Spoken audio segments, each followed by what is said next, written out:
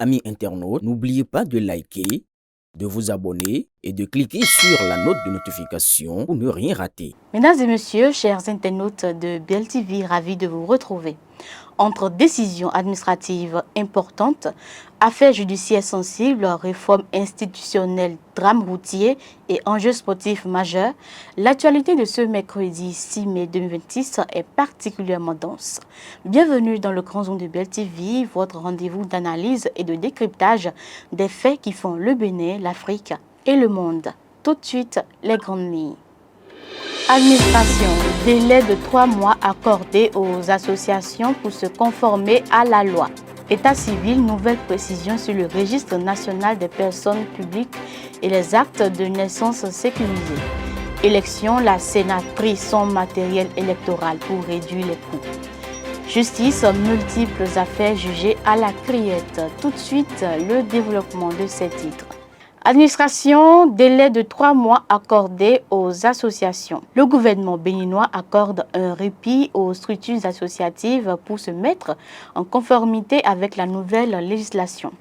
Contexte juridique, la loi numéro 2025-19 du 25 juillet 2025 a introduit de nouvelles obligations pour les associations, unions d'associations et fondations opérant sur le territoire national. Décision, le ministère de l'Intérieur et de la Sécurité publique annonce un sursis de 3 mois au-delà du délai initialement prévu.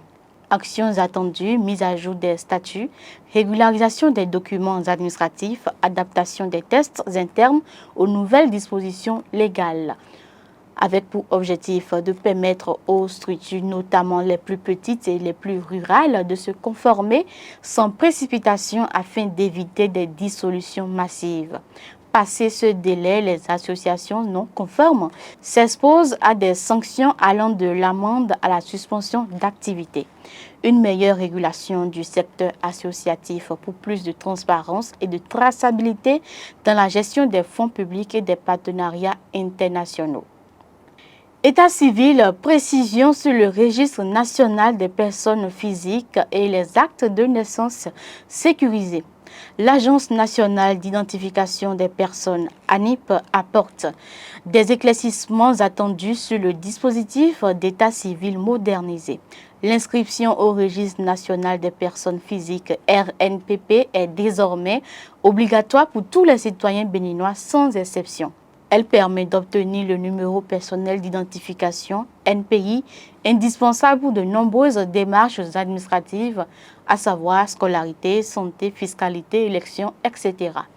L'acte de naissance, selon l'ANIP, sa délivrance nécessite soit une mise à jour des données existantes, soit une reconstitution du dossier pour les personnes dont l'état civil n'a jamais été informatisé. Les Béninois nés à l'étranger bénéficient de procédures spécifiques adaptées via les ambassades et consulats. L'ANIP insiste sur l'exactitude des informations fournies. Toute déclaration frauduleuse expose son auteur à des poursuites judiciaires. L'enjeu est de généraliser l'identification numérique pour faciliter l'accès aux services publics et lutter contre la fraude documentaire. Élection, la Sénat trie son matériel électoral pour réduire les coûts. La Commission électorale nationale autonome Sénat a lancé une vaste opération de tri de son matériel dans une logique de rationalisation des dépenses publiques. L'opération s'étend sur 10 jours au siège de l'institution à Cotonou. Matériel concerné, kits électoraux complets, isoloirs, encreurs indélébiles, cachets officiels, lampes de bureau, chasubles pour agents électoraux, etc. Étape du processus, tri systématique, classement par catégorie et par état d'usure, conditionnement sécurisé, puis stockage dans des locaux dédiés. Une partie du matériel encore en bon état sera réaffectée aux prochaines élections. Objectif affiché, réduire les coûts des futurs scrutins en évitant de racheter systématiquement du matériel neuf. Une démarche vertueuse de durabilité des équipements électoraux et de maîtrise des dépenses publiques saluée par les observateurs de la société civile. Justice, plusieurs affaires jugées à la criette. La Cour de répression des infractions économiques et du terrorisme, criette, a examiné plusieurs dossiers sensibles illustrant la fermeté de la justice béninoise. En premier lieu, l'affaire du chef d'arrondissement de Cotonou, Samuel Akinde, chef du 12e arrondissement de Cotonou, a été placé sous mandat de dépôt. Plusieurs chefs d'accusation sont retenus contre lui, notamment abus de fonction pour des actes présumés de gestion irrégulière de fonds publics et d'attribution discrétionnaire de marchés locaux. Il est détenu à la maison d'arrêt de Cotonou dans l'attente de son procès dont la date n'a pas encore été communiquée. Condamnation liée à la tentative de coup d'État du 7 décembre 2026. Un agent de la police républicaine a été condamné à 5 ans de prison ferme et 10 millions de francs CFA d'amende. Infraction retenue contre lui, apologie de crimes contre la sécurité de l'État, incitation à la haine ethnique et à la rébellion armée. Un message violent diffusé sur WhatsApp après la tentative de putsch appelant à la déstabilisation des institutions. Une condamnation exemplaire rappelant que les agents publics, y compris les forces de sécurité, sont tenus à une stricte obligation de réserve. Affaire de corruption dans un commissariat, un policier est accusé d'avoir libéré un suspect contre le versement de 500 000 francs CFA. Le parquet a requis 5 ans de prison, dont 3 fermes à son encontre. Une policière impliquée a été relaxée, les preuves étant jugées insuffisantes à son encontre. 2 civils poursuivis dans le même dossier ont également été jugés pour infractions liées aux stupéfiants. Contexte général, multiplication des affaires impliquant des agents publics dans un climat de tolérance zéro affiché par les autorités judiciaires contre la corruption et les abus de fonction. Société, recrudescence des affaires de corruption et d'abus de fonction. Le paysage judiciaire béninois est marqué par un renforcement significatif des poursuites contre les agents publics impliqués dans des infractions économiques. Constat: multiplication des dossiers devant la criette mettant en cause des fonctionnaires, élus locaux et agents des forces de sécurité. Type d'infraction: abus de fonction, détournement de fonds publics, corruption passive et active, trafic d'influence. Une tolérance zéro affichée par le parquet avec des réquisitions sévères et des condamnations exemplaires. Plusieurs dossiers en attente. De nombreux verdicts sont attendus dans les prochaines semaines, notamment concernant des élus municipaux et des cadres de l'administration centrale.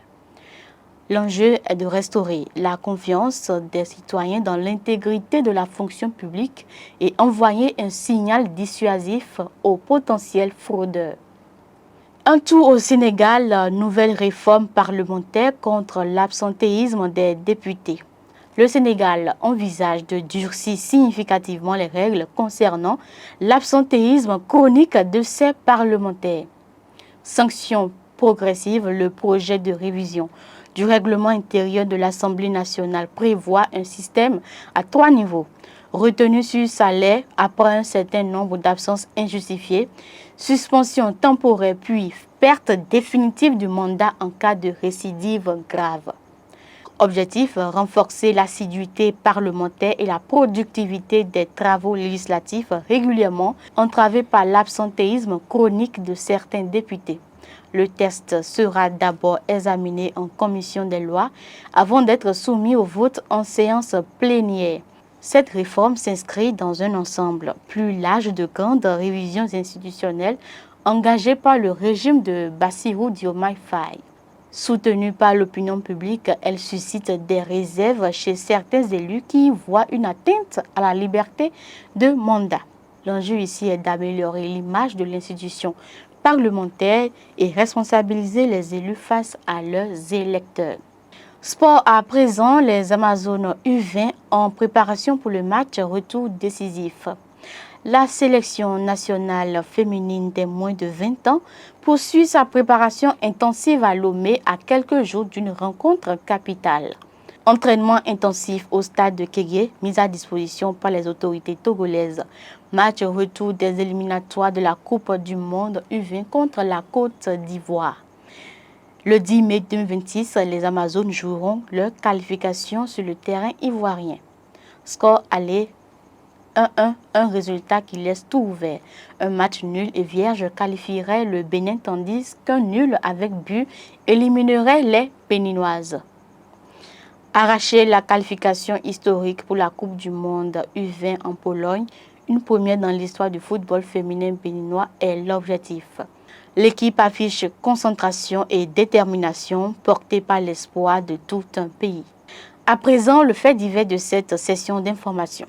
Drame routier à Sirarou, dans la commune de Ndali. Un grave accident de circulation a endeuillé la commune de Ndali, dans le nord du Bénin, faisant au moins une victime. Un camion a dévié brutalement de sa trajectoire pour une raison encore indéterminée avant de percuter plusieurs véhicules circulant en sens inverse. La plus violente a été une collision frontale avec un autre véhicule venu aggraver le bilan. Une personne est décédée sur le coup et un blessé grave a été évacué d'urgence vers le centre hospitalier de Ndali. La circulation a été fortement perturbée sur l'axe concerné pendant plusieurs heures, créant un important bouchon. Les autorités locales ont ouvert cependant une enquête pour déterminer les responsabilités. Cet accident rappelle la nécessité d'une vigilance accrue sur les axes routiers particulièrement fréquentés. Cette actualité du mercredi 6 mai met en lumière un Bénin en mouvement entre réforme administrative, efforts de modernisation de l'état civil, rationalisation des dépenses électorales, enjeux judiciaires sensibles et drames humains qui rappellent les défis persistants de la sécurité routière. Merci de nous avoir suivis. C'était le Grand Zone de BEL TV. Portez-vous bien.